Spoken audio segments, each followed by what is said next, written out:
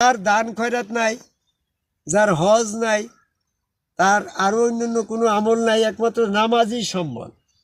এখন নামাজটা যদি তার বাতিল হয়ে যায়, যে তার তো পরিত্রাণ পাওয়ার আর তো কোনো উপায় নেই গো বিরাট।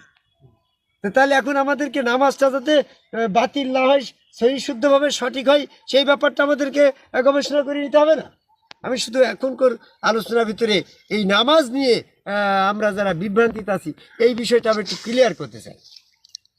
বর্তমানে যে মসজিদে দেখলাম ইন্নি ওয়াজহাতু ওয়াজহিয়া লিল্লাযী ফাতারাস সামাওয়াতি ওয়াল আরদা হানিফা ওয়া মা আনা মিনাল মুশরিকিন, যায় নামাজের দোয়াই না।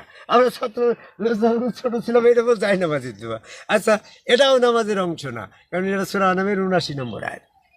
আবার যখন আমি এরকমভাবে নিয়ত করে আল্লাহ আকবার বলে দাঁড়িয়ে গেলাম, সূরা ফাতিহা পড়ছি, এরকম আলহামদুলিল্লাহ সূরা ইখলাস যা কিছু পড়ছি, এগুলো কোরআন আবৃত্তি, এগুলো সালাতের অংশ না। সূরা